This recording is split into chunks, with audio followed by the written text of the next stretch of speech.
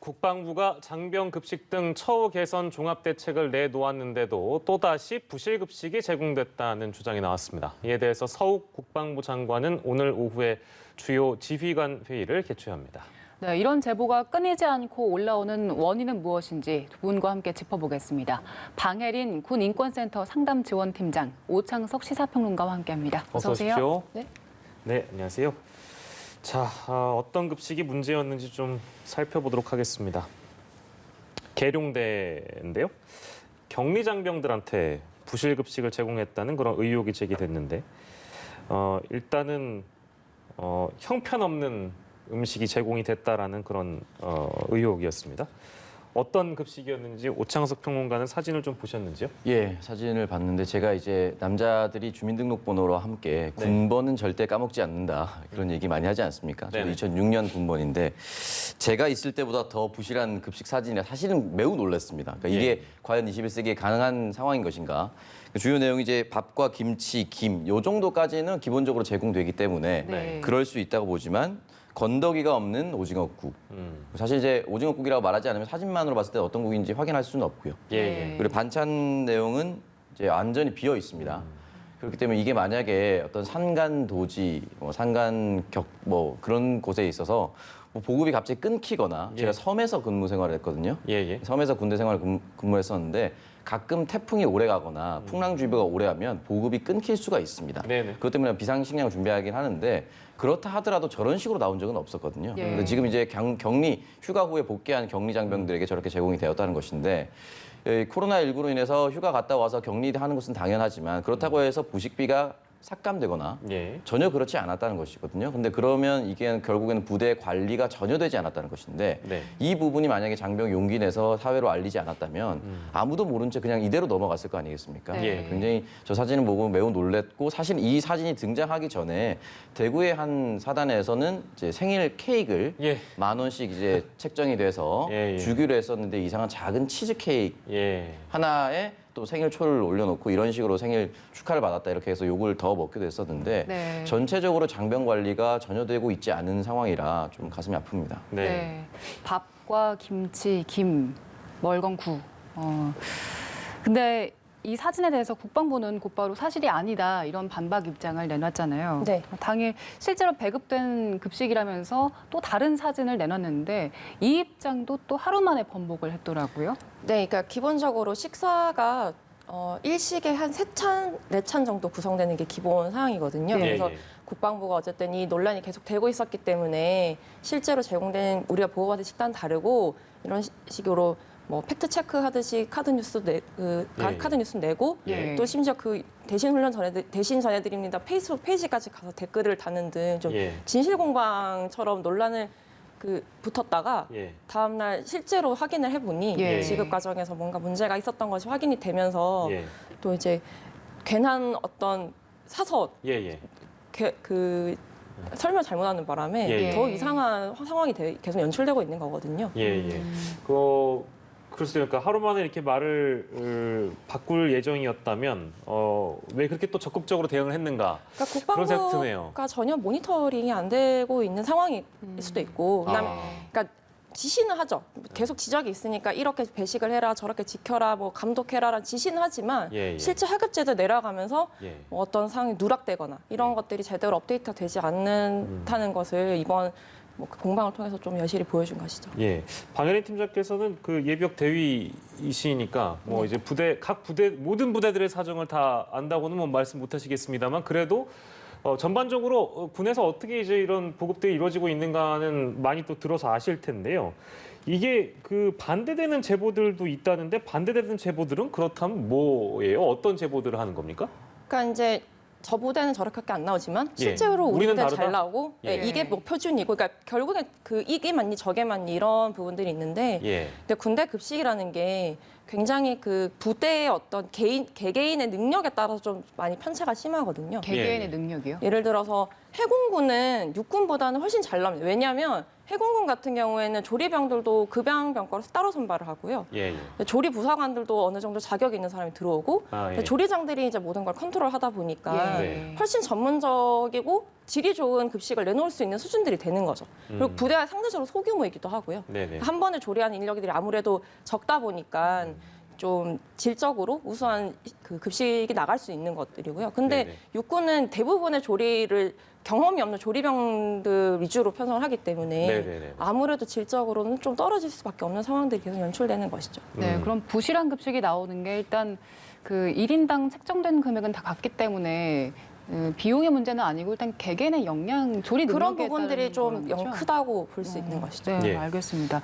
지금 장병들의 기본 급식비가 일단 낮다는 지적들도 나오고 있고 국방부에서도 일단 이 근본적 해결책으로 급식비를 올리는 방안을 제시했더라고요. 지금 하루 급식비가 8,790원입니다. 한 끼로 치면 2,930원 정도인데 앞으로 약 1,500원 정도로 올리겠다. 이런 대책을 내놓은 상황입니다. 그런데 지금 부대마다 편차가 좀 상당히 큰 상황인데 일률적으로 이렇게 급식비를 올렸을 때 그 부실한 급식이 확실히 좋아질 것인가 이런 실효성에 대한 의문도 들거든요. 이게 사실은 작년에도 급식비를 올린다고 했을 때 더 이상 예전에 군대 짬밥은 사라진다 이런 기사들이 나왔었거든요. 근데 작년에 비해서 올라간 급식비가 올해 급식비인데 이걸 조금 더 올린다고 해서 과연 관리가 잘 될 것인가. 지금 더불어민주당 김병주 의원이 이제 조사한 내용에 따르면은 여전히 군부대에서 상수도가 아니라 우물물을 쓰는 곳이 492곳이 있습니다. 그리고 이 중에 32곳은 수질 검사를 했는데 부적합하다는 판단이 나온 거죠. 예, 예. 그러니까 이런 부분에 있어서 전체적인 평균을 올리는 거 당연히 중요하겠지만 부족한 부대를 어떻게 보완할 것이냐 이게 가장 중요한 것이고 아까 전에 이제 인권센터장님 말씀해 주셨지만은 국방기술품질원에서 어머니 장병급식 모니터링 단이 있습니다. 네. 그 철저히 모니터링을 하고 있는데 거기에 올라오는 사진을 보면 너무 놀라울 정도로 잘 나오고 있어요. 그러니까 결과적으로는 잘 되는 곳만 잘 되고 안 되는 곳은 안 되는. 그러니까 안 되는 곳을 어떻게 솎아낼 것인가 이게 가장 큰 문제라고 생각을 하거든요. 예, 예. 그리고 해군군이 잘 나온다고 말씀하셨지만은 그 부분도 맞는 것이 결국은 이제 영양사가 배치되어 있느냐 안 되어 있느냐가 중요한 것인데 육군 대다수는 또 영양사가 배치되어 있지 않고 일반 부대 400명 중에 한 5명, 400명 부대가 있으면 5명 정도가 조리병으로 이제 근무를 한다고 합니다. 네. 이 기준이 뭐냐 보니까 75명, 그러니까 75명 중 75명 부대면 조리병이 1명 있는 거예요. 근데 이 1명이 언젠가는 휴가를 가야 되잖아요. 네. 이때 공백이 생기는 겁니다. 그러니까 이런 부대를 어떻게 보완해 줄 것인가에 대한 얘기를 해야지 예, 예. 평균적으로 계속 금액만 올린다고 하면은 결국 이 부실한 부대나 이제 소외되는 곳은 계속해서 소외될 겁니다.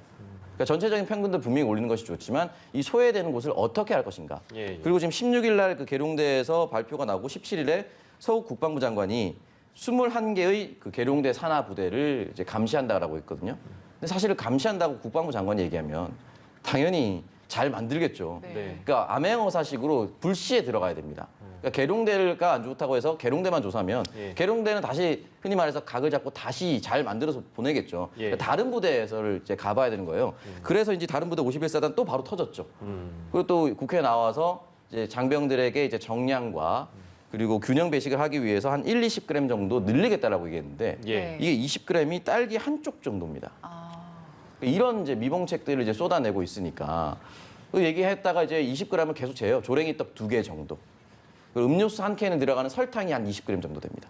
그러니까 이런 걸 대책으로 이제 계속해서 쏟아내니까 이제 듣지 않아도 될 비판과 욕을 더 먹는 것이 아닌가. 그래서 조금 전체적으로 소외되어 있는 부대와 격리된 장병을 어떻게 감시할 것인가. 그러니까 예를 들어서 지금 어머니 모니터링단이 있듯이 예, 예. 격리 장병의 식단을 무조건 사진을 찍어서 국방부에 보고를 하게끔 만든다든지 예, 예. 이런 식으로 철저히 감시하지 않으면은 앞으로 이 부실급식은 어디선가는 또 터질 겁니다. 이 평균값을 올리는 것과는 무관하게 터질 수가 있다라고 네, 생각합니다. 평균적으로 그 장병들의 급식의 질을 높이고 어떤 급식비를 높이는 것과는 또 별도로 이 문제를 해결하려면 땜질식 처방만, 그러니까 계룡대가 문제됐으니까 계룡대를 똑바로 해라 이렇게 지시한다고 해서 문제가 나아지지 않는다 이런 지적을 해주셨는데 방혜린 팀장께서는 이제 실질적으로 개선하기 위해서 어떤 부분에 좀 주안점을 둬야 된다고 좀 말씀 주시겠어요? 그러니까 저도 이제 관심을 많이 가졌다는 얘기는 계속 하는데요. 예, 예. 근데 지금 오늘 또 정군 지휘관 회의가 있지 않습니까? 네네. 그리고 또 오늘 왜 어떤 부대가 제대로 안 되고 다 전군 지휘관 다 모였으니까 예. 각 군 다 보고를 해라. 매일 모니터링 해라. 근데 결국엔 시스템이 바뀌지 않으면 첫날 만날 모니터링을 한다고 해도 똑같은 수준이거든요. 그러니까 급식비를 올리는 것이 단순한 해결 방법이 안 되는 이유가 그렇잖아요. 저 뭐 앵커님도 그렇고 저도 그렇지만 2,000원짜리 메뉴나 3,500원짜리 메뉴나 제가 만드는 수준은 똑같거든요.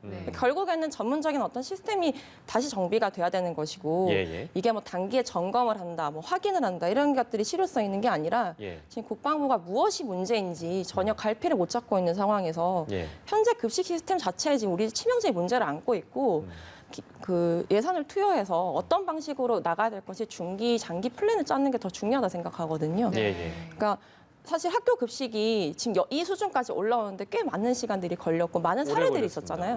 학교 급식 같은 경우에는 모든 정보를 공개를 하거든요. 입찰 정보부터 해서 단가 정보, 그다음에 어떻게 들어가는지, 수의 계약은 누가 들어가는지, 그리고 수의 계약을 할 때 학부모도 들어오고 교원도 들어오고 교직 학생 의견도 반영하는 이런 시스템이 월마다 계속 이루어지고 있고 그러면서 사실 개선되었던 거기 때문에 군에서도 어떤 민간 전문가들이나 급식 전문가들이 동원이 돼서 기본적인 어떤 급식 플랜, 우리가 어떻게 이것을 수정해 나가고 어떤 방향으로 해결해 나갈 것인가에 대한 플랜 자체를 새로 수립하는 것이 제일 시급하다고 생각합니다. 우리 자식들을 부대에 보낸 군대에 보낸 부모님들이라면 우리 아이가 어떤 음식을 먹고 복무를 하는지를 알 수 있는 것도 저는 굉장히 좋은 아이디어라고 생각하는데 그게 안 됩니까? 그렇다면? 네, 저희가 뭐 정보 공개 청구를 종종 하는데요. 안 해줘요?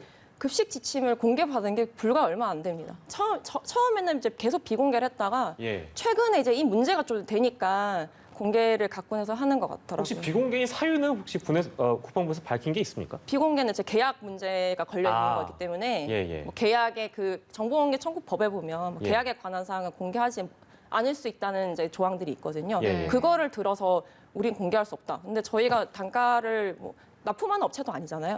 어떤 모니터링이 필요한 정보들이고 그 안에 뭐 치명적인 무슨 비밀이나 이런 게 들어가 있는 건 아니거든요. 근데 학교 같은 경우에는 교육청마다 학교 급식 기본 방향을 매년 고시하도록 있기 때문에 그런 부분에서 질적인 차이가 날 수밖에 없는 거죠. 그렇군요. 결국에는 이런 급식 문제는 개인의 역량이 아니라 좀 체계적인 시스템이 마련이 돼야 하는 그렇게 해결이 될 수 있다는 이야기로 정리를 해보고요. 그런데 이런 열악한 처우, 부실한 급식 문제가 불거지게 된 계기가 한번 계기가 무엇인지 살펴보면 휴대전화를 사용할 수 있게 되면서 그러면서 이제 사진들이 폭로가 된 거잖아요. 근데 일반적으로 원칙적으로는 군대 내에서 언제 휴대전화 사용이 가능한 겁니까? 일단은 기본적으로 남영신 육군 참모총장이 격리 장병에 한해서는 평일 일과 중에 모두 사용 가능하게 했고요. 그 일과 시간 일반 장병 같은 경우는 이제 시간이 정해져 있습니다. 평일 오후 6시부터 9시까지 이렇게 시간이 특정되어 있긴 한데 이 부분에 있어서 그러면 이 사진이 어떻게 공개됐느냐? 보통 이제 장병들이 휴대전화를 2개 가져가서 하나는 제출을 한 상태에서 하나는 들고 다니면서 사진을 찍어서 이제 올린 그런 경우도 있는데 물론 이제 이게 부대 지침 위반이 맞긴 맞죠. 하지만 그렇다고 해서 이 부분에 있어서 그 병사에게 뭐 불이익을 준다라고 했을 경우에는 이 장병의 전체적인 처우가 개선되지 않습니다. 그래서 이제 이 국민의힘 하태경 의원 같은 경우는 최초에 이 계룡대에서 이 사진을 올린 장병이 징계를 받았다는 소식이 있는데 사실인가라고 질문한 적이 있어요. 그래서 국방장관이 아니라고 얘기를 했는데 혹시나 있다라고 하거나 어떤 일선 무대에서 하려고 한다면 그런 일은 절대 없었으면 좋겠고요. 다시 말씀드리지만 지침 위반이라 하더라도 이 부분에 있어서는 일단은 흔히 말하는 저는 공익제보라고 표현하는 것이 맞다라고 생각을 합니다. 그렇기 때문에 이 부분에 있어서는 휴대전화를 사용하지 말아야 된다. 못 사용하게 해야 된다라는 것으로 나아가서는 안 된다고 생각합니다. 그러니까 이제 휴대전화를 쓰는 게 문제 아니냐, 그러니까 그래서 이 사진이 공개된 거 아니냐라고 이제 지적하는 것은 손가락으로 달을 가리키는데, 그죠? 손가락 보고 뭐라고 하는 거 아니겠습니까? 그리고 이제 휴대전화가 실제로 긍정적이지 않다고 보는 분들도 있을 법하거든요. 거기에 대해서 어떤 말씀을 좀 주시겠습니까? 저희가 이 시범 사용을 하기 전에 시범 부대들을 돌아다니면서 국방부랑 같이 모니터링을 한 적이 있었거든요. 근데 실제로 휴대전화를 사용하면서 제일 만족했던 거는 일선 부대 지휘관들이었고요.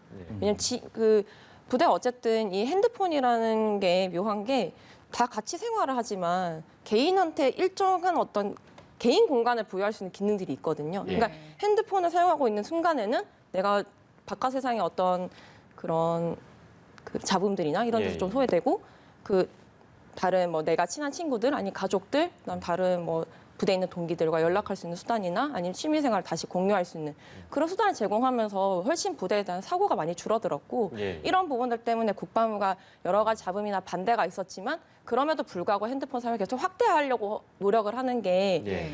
사실은 이게 실제로 부대에 뭐 신고를 하거나 이런 뭐 그런 기능들도 있겠지만 병사들의 어떤 고립감이나 적응 고립감 해소하고 오히려 부대 정도를 올리는 역할을 낳았기 때문입니다. 그래서 예, 예.